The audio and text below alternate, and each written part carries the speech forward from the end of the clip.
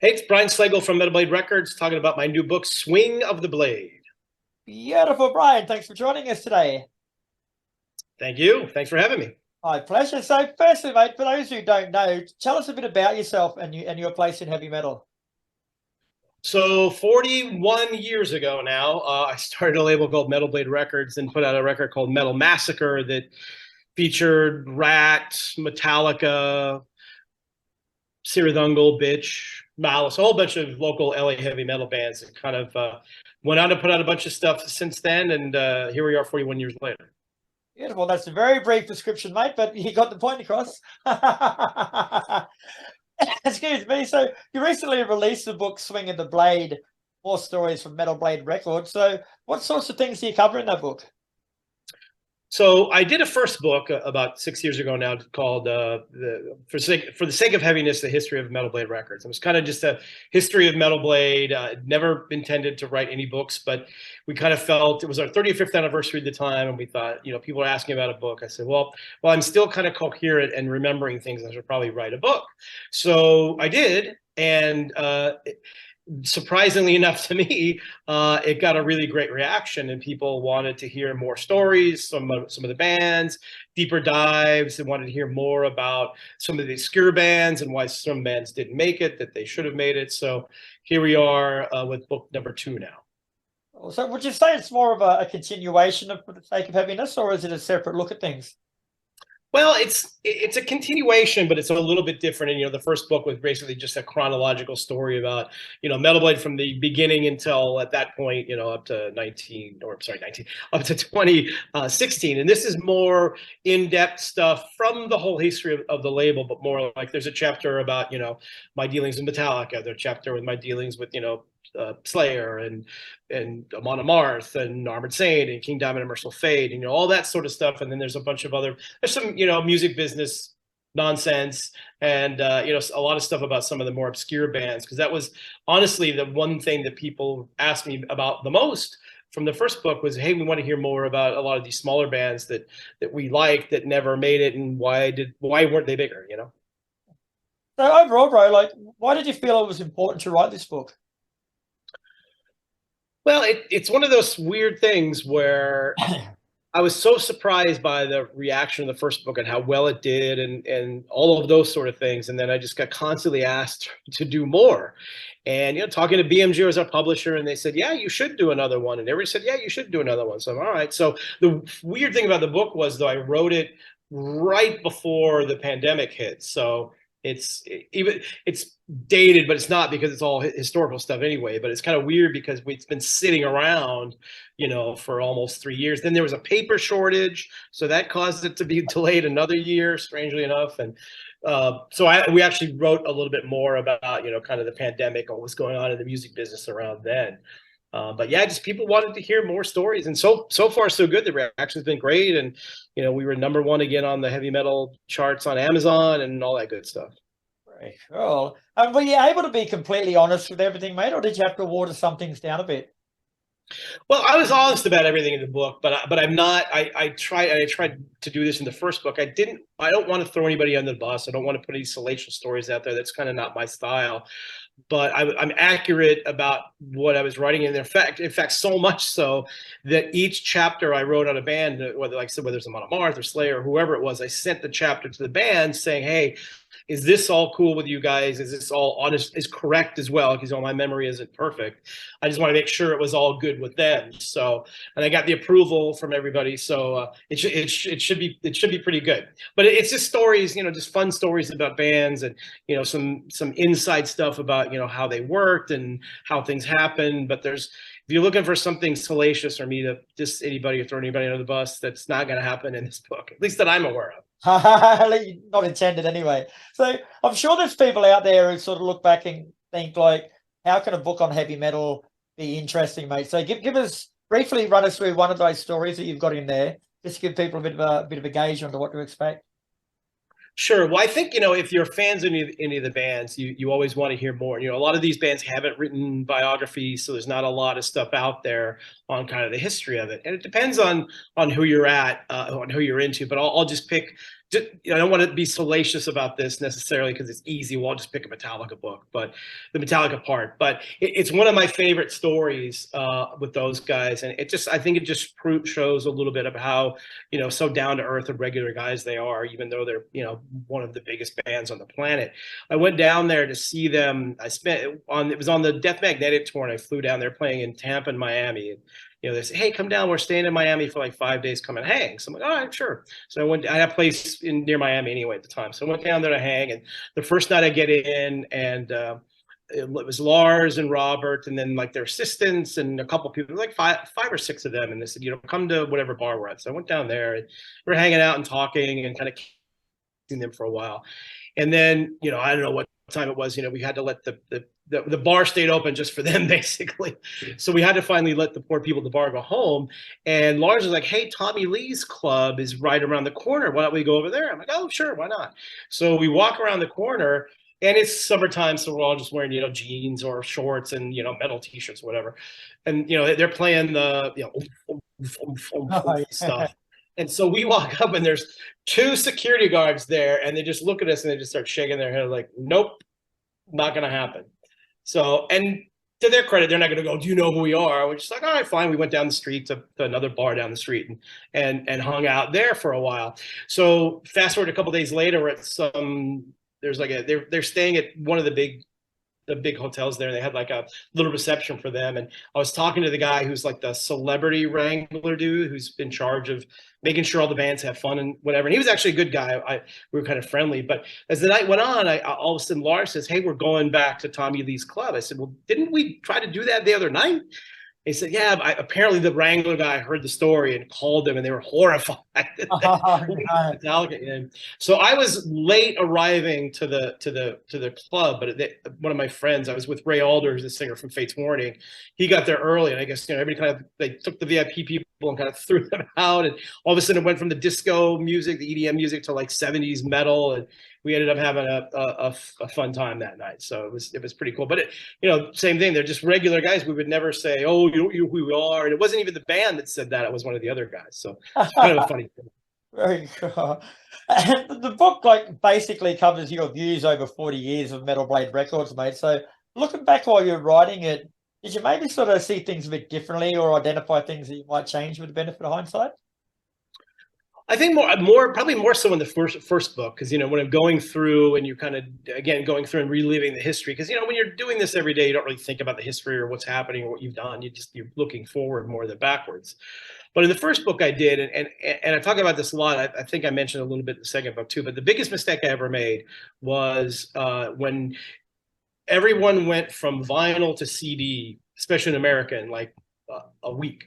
Then people kept telling me, vinyl's dying, CDs are going to be the new thing, and you better stop making vinyl. And I was like, no, I grew up with vinyl. It's never going to die. And sure enough, in literally 1 week, every record store in the United States and parts of the rest of the world, including Australia, said, okay, we're done with vinyl. We're going to ship it all back, and we're only going to do CDs. So we got killed. And the way the music industry works is, that you get paid once the album's shipped, but it's all on consignment, meaning that they can send it all back to you.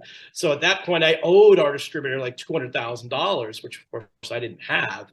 So I had to basically run the company on credit cards for about 6 months until we could kind of get it sorted out. So I learned then that not to make those same mistakes and not to embrace the future, embrace technology, and not go against it. And I think that's one of the reasons why we've been around for 41 years is we take that attitude now. It's like, let's embrace whatever it is, file sharing, whatever it is. Let's do what we can to embrace it and not run away from it. So what has 40 years in the music industry taught you, bro? Oh boy, that's a really good question. It's an interesting business. I think that there's a couple of things. I mean, we try to do things the right way. I think that's why we've been around for a long time. We try to treat the bands as best we can, because a lot of bands don't get treated really well. And I think that's one thing that's been really interesting to me is just how it's a business, and there are definitely people in it that are in it for the music, a lot of them, but there are also a lot of people that aren't in it for the music. And that's a tough pill to swallow sometimes. You talk to other bands that are on other labels, and especially major labels sometimes, and it's a bit tricky. So we because of that, I think we overly try to treat the bands as best as we can, because last thing I want is some band that was on Metal Blade or left or whatever saying bad things about us. I think for the most part we're in pretty good shape. I mean, look, nothing's 100%. You can't please everybody, obviously. So in that period, like, I know this answer could take us years to answer, but how do you think heavy metal music has changed and grown in your 41 years with Metal Blade? Well, it's interesting. I mean, obviously, you have the 80s, which was kind of where, everything kind of exploded with, the whole, US. I mean, just all the bands that came from the 80s kind of exploded. And then the 90s, of course, grunge came in and pretty much destroyed it. And the 90s were, difficult. I mean, only thing about the 90s for us is the underground was still really strong. And we had, Cannibal Corpse and 6 Feet Under and Gwar and, a bunch of bands that, Merciful Fate and King Diamond were selling a lot of records in the underground, but the mainstream, they had no business with us. And then we kind of got to the early 2000s, and all of a sudden the metalcore scene came in, and they were so influenced by the stuff that I was influenced by, the 70s and 80s stuff, that it kind of came back around. And I always had the belief that because in the 80s it was everybody saying, oh, it's a fad, it's going to go away, what are you doing with this music? And that's why we always had the mantra, heavy metal will never die. And here we are 41 years later, and it's just as strong as it ever has been. And I think especially now, there's so many good new young bands coming out, like bands who are in their 20s that I'm impressed with. I'm like, wow, the next generation of bands coming up, it's healthy. So this is gonna, I think, propel us for quite a while, hopefully. But the last sort of 5 to 8 years particularly, mate, have seen so many genres and subgenres of metal come out. Like, metal is growing every day, but how much growth do you think heavy metal music's got in it left? Yeah, it's always a good question. I don't have my crystal ball here right now, because if you look at Spotify numbers, or if you look at global Spotify numbers or global concert numbers, like, heavy metal is either number 1 or number 2 in both those areas in the genre. So it's huge. It's like, I mean, look at all the bands playing stadiums, Metallica and and Iron Maiden's playing 1 million, everybody's out there playing big arenas, and it's extremely popular, but it's not mainstream, which I think is good, because when we went mainstream in the late 80s, that kind of killed it, because it just got out of control. It didn't make any sense.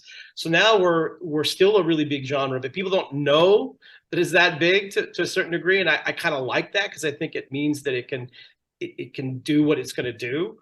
So I like that a lot. And like I said earlier, there's so many good young bands coming out. And people always say, well, what happens when the big headliners like Metallica and Iron Maiden and, on and on go away, when eventually they're going to retire, they're going to be here forever.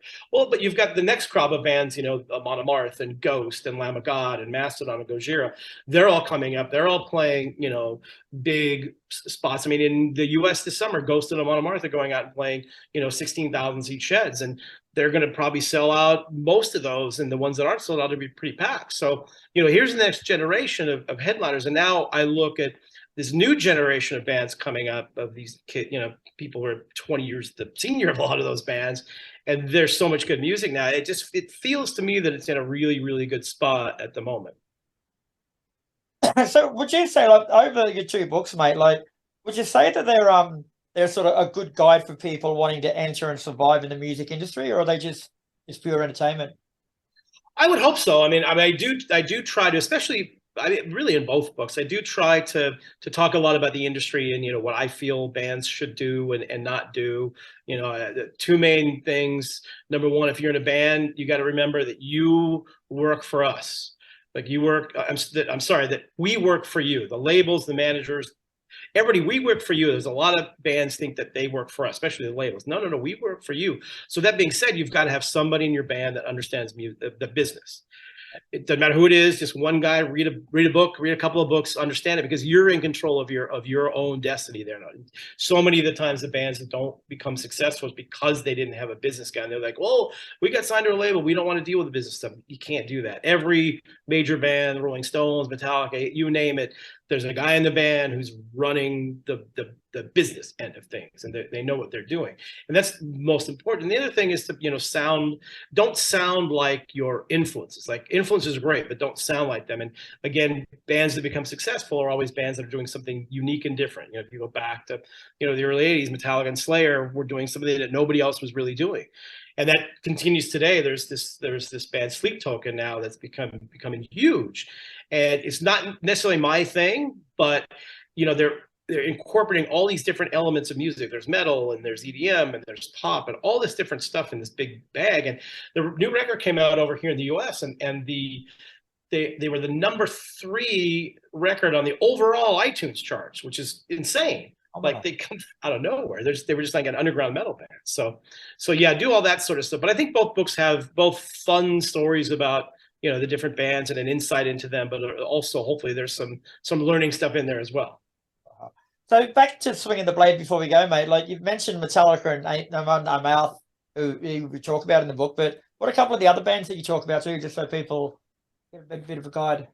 Yeah, I mean, there's a whole chapter. My favorite band in the entire world is Iron Maiden. So there's a whole chapter about my obsession with Iron Maiden and going to see them. And I've seen them, you know, I think over 300 times now or something ridiculous like that. So my obsession of Maiden. And then, you know, there's a chapter on Amon Amarth, Armored Saint and Fate's Warning.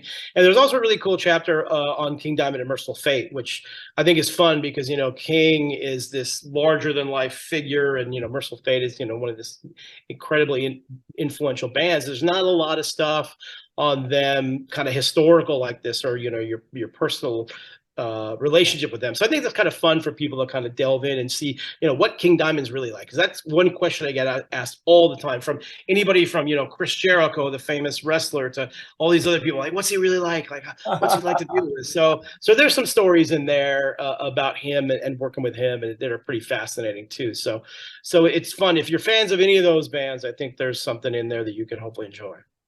And where can people get themselves hold a copy of it, mate? Yep. So most bookstores should have it around the world, more than likely. Amazon is obviously the best place probably to get it. You can also go to metalblade.com, and we have books there. We also have like a whole bundle where you can get a signed copy and a badge and all sorts of crazy stuff. So yeah, those are probably the top two. Barnes and Nobles, you know, all the places that sell books, they all should have it. Beautiful. Well, thanks very much for your time today, Brian. Swinging the Blade, more stories from Metal Blade Records is out now, and if you're a metal fan worth your salt, it's definitely got to be on your must-read list, mate. So we'll let you go now. Thanks for your time, but enjoy the hockey. Yeah, thank you so much. Thanks for having me. I appreciate it. And yeah, it's hard not to enjoy hockey for me.